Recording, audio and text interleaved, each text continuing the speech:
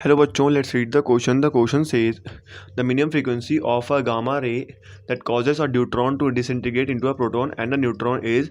हाँ, मासेस दिए हुए हैं ड्यूट्रॉन के, प्रोटॉन के और न्यूट्रॉन के और हमसे पूछा हुआ है क्वेश्चन में कि minimum frequency of gamma rays क्या होती है जब ड्यूट्रॉन जो है डिसइंटीग्रेट हो जाए प्रोटॉन में और न्यूट्रॉन में। तो क्वेश्चन का की कंसेप्ट क्या हो जाएगा हमारा, सिंपली हमें जो अगर हम यहाँ पर जो फ्रीक्वेंसी है वो फ्रीक्वेंसी कहाँ से आई होगी, किसी एनर्जी से आई होगी। तो जो एनर्जी होगी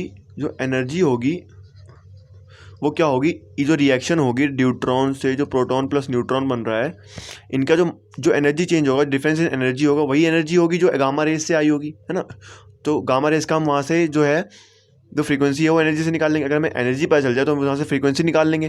क्यों, फ्रीक्वेंसी क्या होता है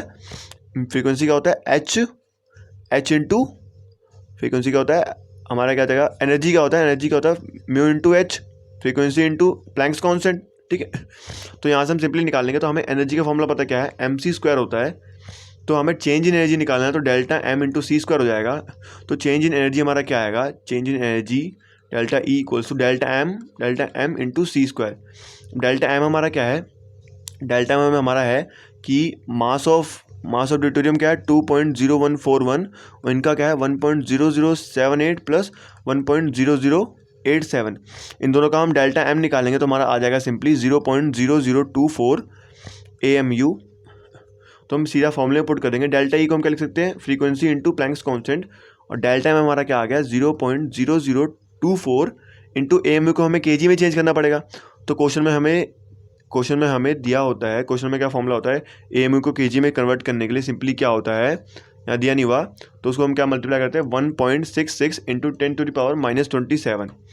फिर क्या c², तो c² हमारा सिंपली क्या है 3 इंटू 10⁸ का स्क्वायर अपॉन में h की वैल्यू क्या होती है 6.6 इंटू 10⁻34। यहाँ से h अपॉन में चले जाएगा। तो हमारे यहाँ से जो फ्रीक्वेंसी आएगी वो क्या आएगी, इसको जब हम सॉल्व करेंगे तो हमारे सिंपली आ जाएगा 0.0054 इंटू 10⁻क्या आ जाएगा माइनस 10⁻ क्या आ जाएगा, ये सिंपली आ जाएगा हमारा, ये क्या आ जाएगा, देखो इसको हम सॉल्व कर देंगे तो ये हमारा आ जाएगा सिंपली 10⁻³ आ जाएगा। इसको हम सॉल्व करेंगे 20, ये हमारा सिंपली बन जाएगा 16, ये क्या बन जाएगा 16। तो 10⁻27 इंटू 10⁻16 इंटू 10⁻34।